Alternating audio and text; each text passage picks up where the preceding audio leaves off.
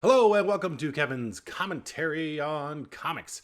Do you remember when the Human Torch actually showed his hair when he was flaming on? No? Well, stay tuned.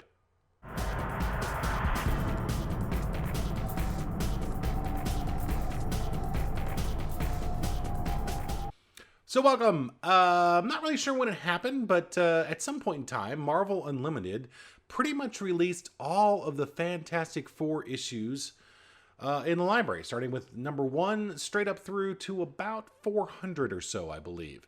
So I was thrilled. I thought I'd check this when I first started with Marvel Unlimited. And for those unaware, Marvel Unlimited is the Netflix of Marvel Comics, monthly subscription service that gives you access to tons and tons and tons of comics. When I first signed up for Marvel Unlimited, I'm pretty sure I looked at the Fantastic Four collection to see what was out there, and they didn't have a whole lot. They had more 90s, maybe some 80s stuff, very little 80s, because I was looking specifically for the John Byrne and didn't see it, but now it's there. So I'm starting with issue 100 and working my way through to the Byrne era, and probably just beyond there.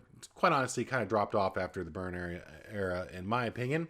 I've certainly read enough of issues 1 through 100 over the years that I didn't feel like I had to go back and revisit those. So I wanted to see 100 and above. One of the first Fantastic Four comics I ever read, which also may be one of the first comics I read, period, was Fantastic Four 147, which featured the Submariner. There was a lot going on in this comic that had already occurred when I read it, so I'm very curious to go back and read what had happened. But I'm going to start at issue 100 and work my way forward so I have the full and complete story. Certainly there's been a lot of cool stuff that's happened in these 27 issues that I've read, but one thing did jump out at me at probably not a particularly famous Fantastic Four story, but one that piqued my interest because what was going on with Johnny Storm's hair.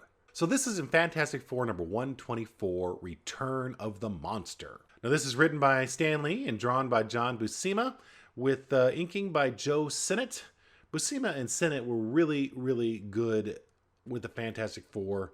He pretty much, Buscema took over after Kirby left in issue 102, I believe. Pretty much handled the artistic chores through about, I'm going to say, the late 100s. You got to give him props because he took over after the legendary Jack Kirby left the book. So this issue starts out with Reed Richards falling out of the Fantastic Car in mid-air, which really isn't too surprising because the Fantastic Car is really nothing more than a convertible, a flying convertible.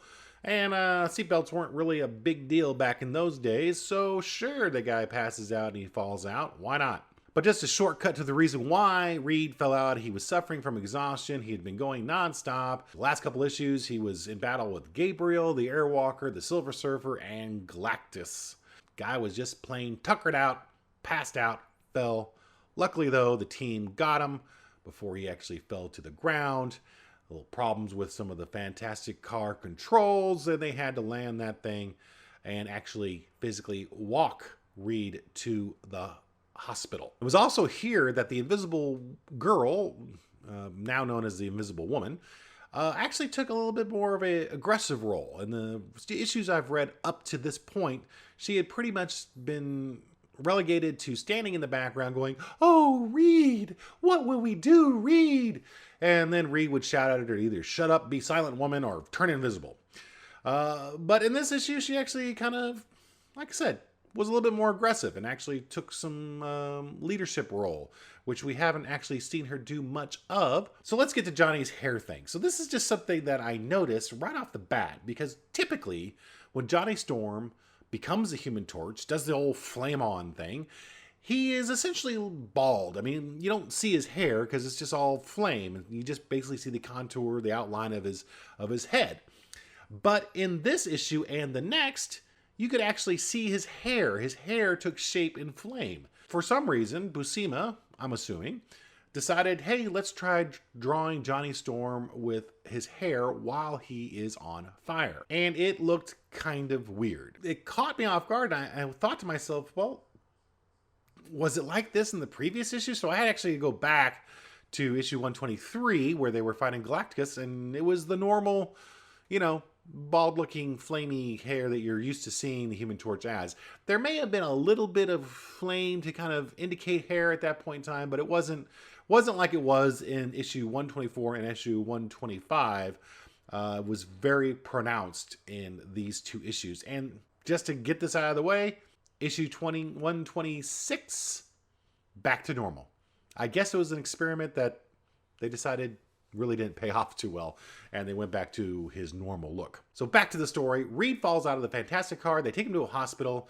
While he is being treated, Ben Grimm, the Thing, and the Human Torch kind of wandering the hospital, they notice this big hole in the wall, and of course the Thing decides to fix it by simply grabbing on either side of the hole and pushing it together, because that's how you fix walls. You don't worry about putting more material in there, you just close it up. I'm sure the rest of the hospital was fine after he did that. Really, really kind of crazy. But they discover that the reason the hole was in the wall was because some monster was in the hospital stealing medical supplies.